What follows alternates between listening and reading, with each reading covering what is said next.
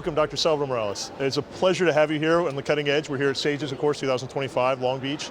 Can you give us a little bit of your background, where you're from, and what you're here talking about at SAGES? Thank you. It's a pleasure to be with you here in this studio. And I'm Salvador Morales. I work in Seville, southern part of Spain, beautiful city. And I'm based in Spain. I've been traveling around the world. I've been president of the European Hernia Society. I will become president of the European Hernia Society in June in Paris. And I will be, and I've been just president of the EIS, which is the SAGES, European SAGES, during the last 2 years. So a lot of activities and in the academic setting with scientific societies. And obviously, you're one of the world's experts in hernia repair. Every type of hernia repair, minimally invasive, of course, and component separation. But here at SAGES, your focus is going to be more on the component separation side. Is that correct? Yeah, I've been doing hernias for 20 years and promoting minimal invasive. I say minimal invasive is the way to go. And I remember at the beginning, hernia was not attractive 20 years ago. Now it's something like really blow up, and it's very, very, very interesting for surgeons. I was just discussing with the current president of the European, of the EIS. We were discussing how surgeons 10 years ago, they were not interested in abdominal wall, and now today it's a cutting edge technology. There is a lot of cutting edge technology for this field for general surgeons. New meshes, new techniques, new understanding of the anatomy. So there is a lot of things going on regarding hernia repair. In fact, the session that I'm sharing today is about one of those new techniques that is component separation and the possibilities that there are. The impact of robotic, the impact of understanding anatomy, the impact of minimal invasive is very important in this area of abdominal wall surgery. Yeah, and obviously component separation over the last, I'd say, 10 years has really become almost the gold standard of complex abdominal wall reconstruction. Where do you see the positives of this, and then where do you see the negatives of component separation in the general population? Posterior component separation now is something also very interesting because the impact of minimal invasive and robotic on performing posterior component separation is very important. But also one of the big discussions that we have today is how to avoid component separation with other techniques. For example, the impact of Botox, which is a chemical. Some people call it like chemical component separation to avoid going into a component separation. So, because we don't know the long-term effect of performing a component separation. So there are some groups trying to avoid component separation by using Botox, fasciotens, other techniques like the LIDA technique that I'm presenting today. So there is some other techniques and pre-optimization of the patient to avoid this component separation. So we need data to know exactly where will be the long-term, and if we should work on avoiding component separation. Some cases, of course, it will not be possible, but we need to have that data to see what is the best for each patient. And so you're a master. In your mind, what is your algorithm that you use when you're looking at a hernia patient that come in, and I'm going to assume probably you do a lot more complex cases, but when you look at a patient, what is the way you work through that patient in your mind? I'm convinced that those patients with a width over 15 centimeters, you have to go for component separation. There is no doubt. But there is a group of patients, there is a lot of patients from 10 to 15 centimeters width that you can do component separation, and we were doing component separation, but today we're working on trying to avoid component separation in that group of patients. What I'm doing, for example, on Monday I'm going to do my first case in which we will include Botox, and we combine with the intraperitoneal mesh placement following the LIDA technique that we developed in Seville in Spain. So you see that there is a gray area of those 10 to 15 centimeters in which we can increase the number of other procedures to avoid component separation. And there is a lot of patients in that group. So let's see the future, how is the impact of that technology to avoid component separation. Over 15 centimeters, of course. Over 15 centimeters, you have to go in doing open procedure, open component separation. But also, those techniques that we use, like Botox, fasciotens, another technique, we can make that those hernias more than 15 centimeters that now are being done open, maybe we can be done their component separation by minimal invasive surgery. So let's say that we are downgrading those cases to do less aggressive in the abdominal wall and get better results. What would you say is the piece of wisdom that you've learned over the years, that thing that you can't read in the textbook, but from experience, from years of working on patients and meeting other professionals, what have you learned that you passed down as that pearl of wisdom? That you have to work a lot. This is one of the things. You have to follow the patient to get conclusion. If you don't follow the patient, this is old-fashioned. I remember 20 years ago when I was trained as a resident, they said, no, I have excellent results. Give me the data. No, but I have the excellent result. I don't need to collect the data. So I learned that it's totally needed to collect the data, to be serious in your follow-up with your patients. Hernia, abdominal wall surgery need follow-up. Because if you're an oncological surgeon, you know that oncologists are going to follow the patient. You can go to the report and see what happened with the patient because they are follow up by the oncologists. But who follow the patients of abdominal wall? Surgeons. So I think this is one of the key. The key is to follow your patient, to understand what happened to them, collect the data and publish them, and be more scientific in that way, more academic. The other thing is, like, it seems that to do abdominal, to be a, let's say, a surgeon in abdominal wall, you can do these thousands of hernias. And this is to give you the opportunity to anyone in any corner of any small and tiny hospital in the world, they can collect data to be published. Maybe you need like a big center to do something in colorectal, in upper GI, in esophageal cancer, but hernias are everywhere. And so in any type small hospital, you can have a research on hernia because there are so many hernias that need to be done in any place in the world.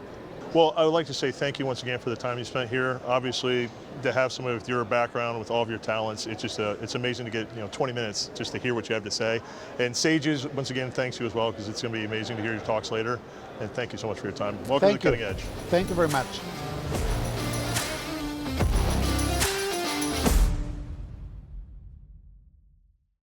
Imagine a platform that connects you directly to a private group of surgical colleagues.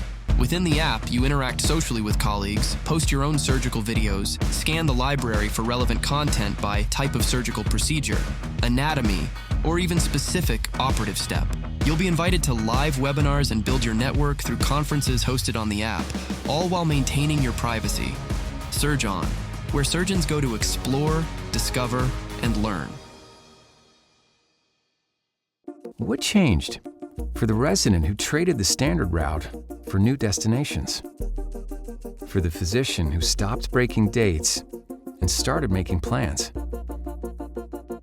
For the seasoned pro who didn't retire from their passion, but instead rekindled it? Turns out for each of them and each of you, the difference is a story, a locum story. Find a locum story that speaks to you at locumstory.com.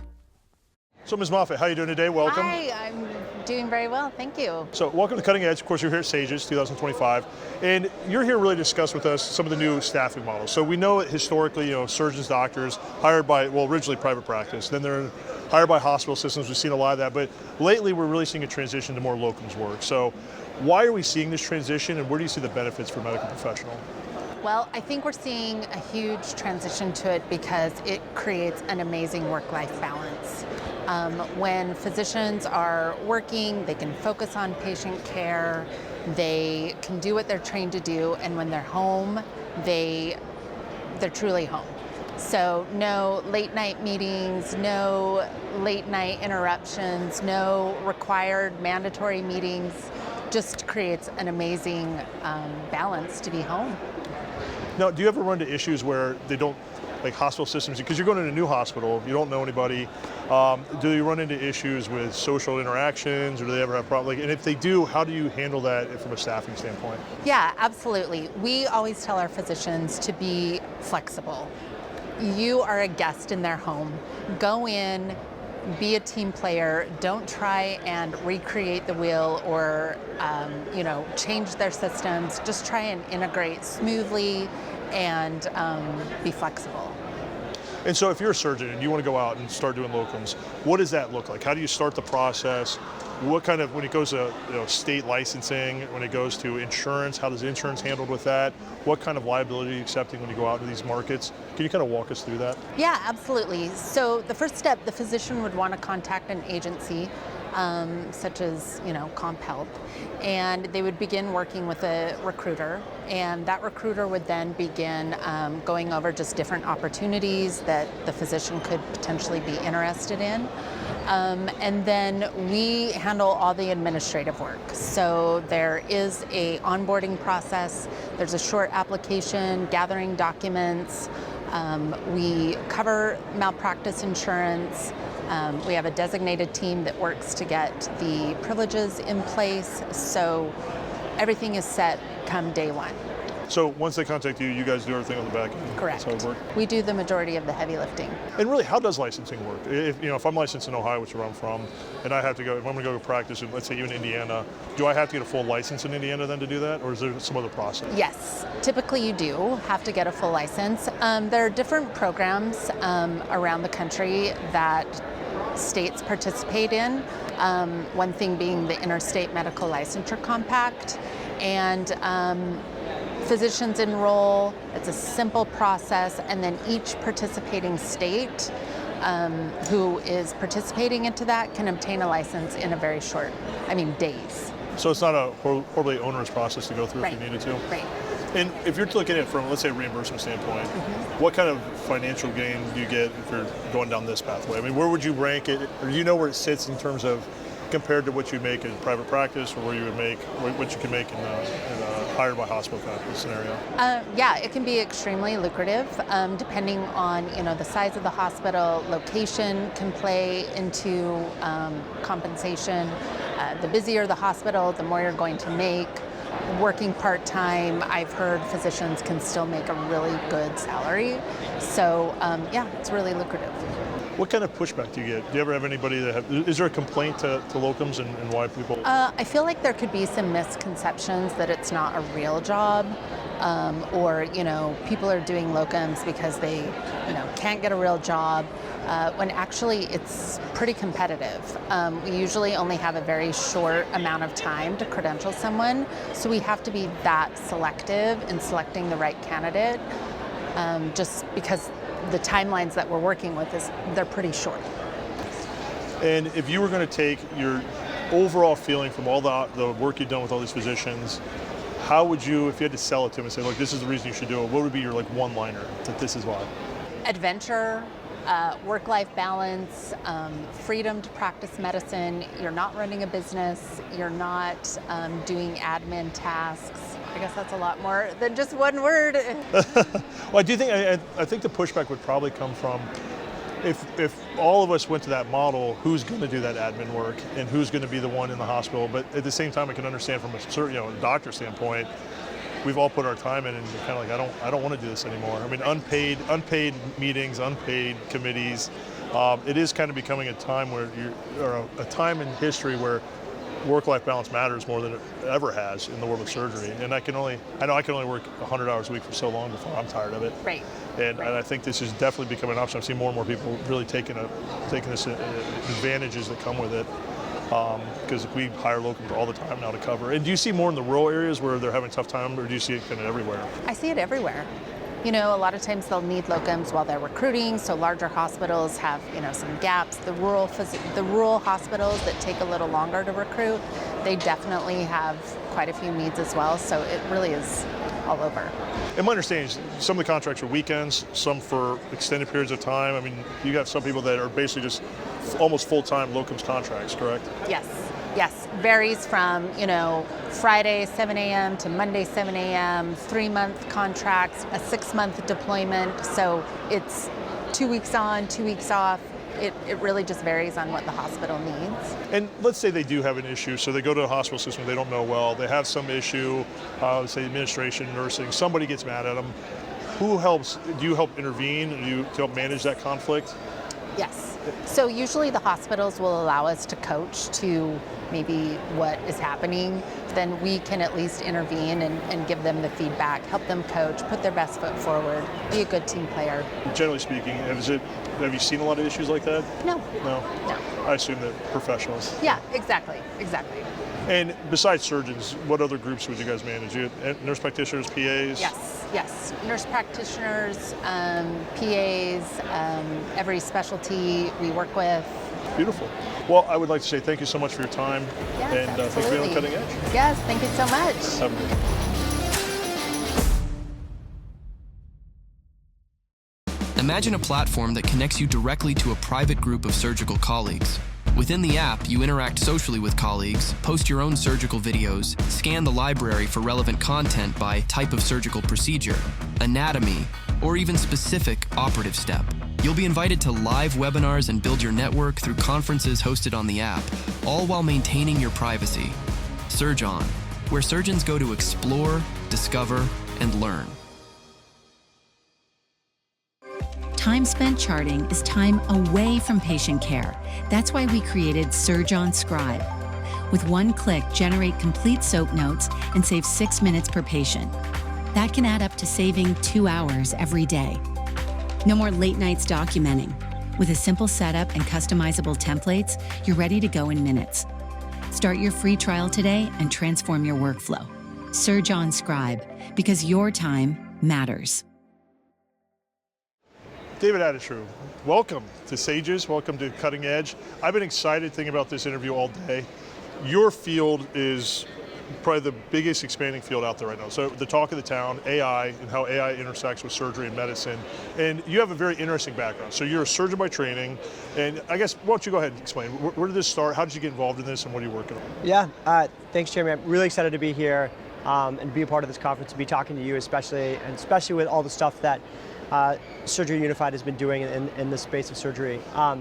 So my background actually started when I came to Stanford. I was a postdoc there, got involved with a lot of the innovation coming out of Stanford and Silicon Valley, ended up spinning up a company, and then as I was reflecting about some of the most important opportunities inside of healthcare and the things that I felt were most frustrating for me as a surgeon, it all came down to operations. It felt like the lowest hanging fruit of things that could improve clinical care, but at the same time was the stuff that was just not my job, not the stuff that I wanted to worry about, not the stuff that I was trained on, but had a fundamental impact on my patients.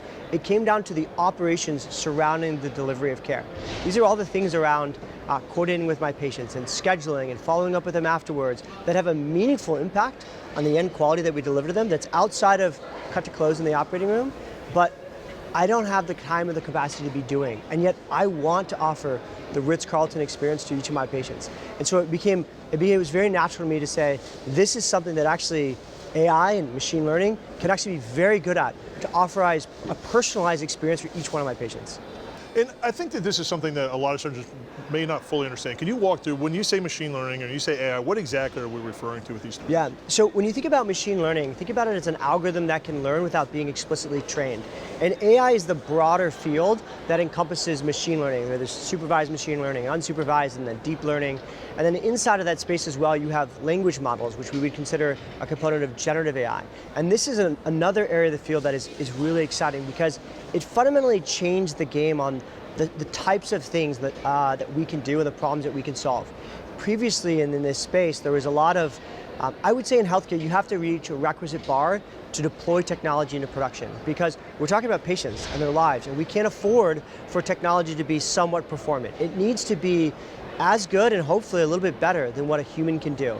And one of the things that came to bear with the advent of the foundation models, and you've seen this in OpenAI and Gemini and ChatGPT and Llama 3, these models were developed in such a way that they could start to do things almost better than a human, with close and approaching to generalized intelligence. They could read charts, they could text with humans, they could talk to humans, they could do it in 10 different languages, they could do it at any time at night, they could ingest the entire clinical context for a patient and use that in order to have a conversation with them against a clinical workflow that we prompted it to do. And I think that is what became really exciting in the state of the field. Well, absolutely. And I have to think that there's a certain irony here that the expectation of the model is going to be perfection. Whereas if we maintain humans in the system, there's obviously not going to be perfection. Yeah, I'm really glad you actually brought that up. That's actually really, I think, really wise of you to mention, because we both know that our own teams aren't perfect. And if the bar is perfection, that will prevent any progress. If the bar is, can we be better than where we're at today? I think that's a lot more of a fair position to be in when it comes to how do we think about deploying these models. And especially if we think about it as these things as assistant to our own teams, I think that also helps us get comfort that they're not oftentimes models just operating independently and indiscriminately on their own. They're still being controlled and moderated and often used as an assistant to the humans, not a replacement of the humans. Who do you think is going to be most affected by this moving forward? Not a lot about this, and I think you have to have a certain empathy for people whose jobs are predicated upon some of this work that was pretty manually done today. I do think a lot of the below top of license manual work tasks that took a little bit of clinical knowledge but was mostly repetitive in nature would be the people that are most affected. That being said, I've been really inspired by the way that health system execs are approaching this, and when they go to their teams, the way they're approaching them in this conversation is to say, we want to upskill you to do something else. We want to work with you to develop you, to help you do a job that an agent can't do, because an agent can come alongside you and do this part of your job. Where the people that will be most negatively affected about it is if people have lacked the interest to be upskilled or to change, I think it'll be difficult for them. Like I say, it was a little, Sage's MBT, you were there a couple months ago, and the discussion over automation of surgery even. I mean, we're looking at, they were saying that only a few weeks prior they had the first robot learn how to suture on its own, and you start to look at it and go, how far removed are we from the ability to start doing some of these basic procedures robotically without a human interaction? I think it's a really interesting field of exploration. I think you're safe for the next 20 years.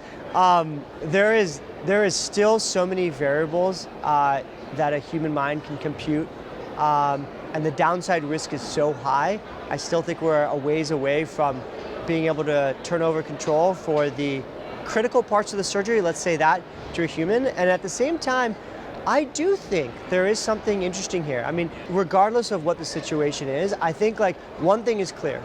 It behooves us as the clinicians to engage with this type of technology so that it's developed in the right way. I'm not saying that we're trying to speed the future, but I would say it's a much more dystopian future that will be developed if we're not at the helm working with the technology companies to think about the right way to do this. There is a lot more negative patient impact and professional impact to us that will happen if we don't make a firm decision to say, we're not going to put our heads in the sand. We are going to go out and be at the forefront of partnering with industry and the technologists in the development of these technologies. And that's one of the reasons I was so happy to have you on here, because you really are one of those people that's sitting at that intersection between clinical expertise and knowledge and the technology and really understanding it at that cutting edge. And I think that having people like you at the forefront of this is a huge advantage for us. So I'm very appreciative of what you're doing. Yeah, a real pleasure to come and speak with you today, Jason. David, thank you so much for your time. And once again, welcome to Cutting Edge. Yeah, awesome.